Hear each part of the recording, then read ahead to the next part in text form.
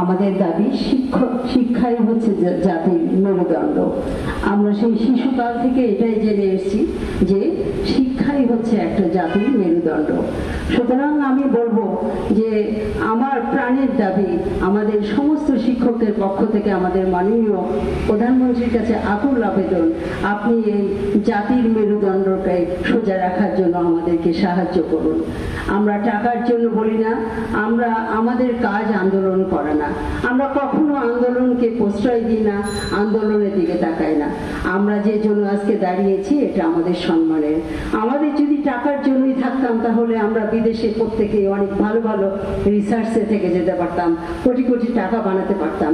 আমরা দেশকে ভালোবাসি, দেশের মানুষকে ভালোবাসি। মাননীয় প্রধানমন্ত্রী, আপনি আমাদের শিক্ষকদের জীবনযাত্রা দেখে যান, আমরা কত সাধারণ, আমাদের কোনো প্রাচুর্যতা দরকার নাই, আমাদের অনেক বেশি টাকা, বাড়ি গাড়ি, আমাদের প্রাডো গাড়ি, আমাদের 1,46,000 টাকা গাড়ির দরকার নাই। আমাদের একজন, আমরা যখন শিক্ষক আমরা আসি, আমাদের সাথে সাথে আমাদের শিক্ষক, আমাদের ছাত্র আসে, সে যায় প্রাডো গাড়িতে, আমরা উঠি লোকাল বাসে, লোকাল বাস থেকে আসে আমরা ঢাকা শহরে ঘুরি। আমাদের তাতে কোনো দুঃখ নাই, কিন্তু আমাদের সম্মানটা আপনি রাখেন।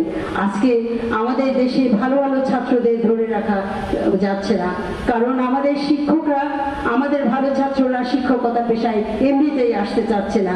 ওই আমাদের জীবনের শেষ প্রান্তে যে আমরা কিছু পেনশনের টাকা পাবো, এটাই আমাদের অনেকের স্বপ্ন থাকে। এটাও যদি আমাদের চলে যায়, আমাদের বক্তব্য সঠিক জায়গায় যাচ্ছে কিনা, এটা হলো তার বক্তব্য আর কি।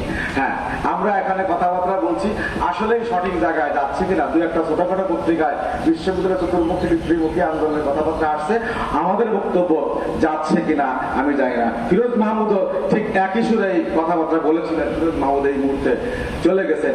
শিক্ষক সমিতি ফেডারেশনের কিন্তু মিটিং হচ্ছে, সেখানে সবাই যাচ্ছে, আমরা ঢাকা শহরের থেকে যেতে পারছি না, আমাদের কথা বলতে পারছি না।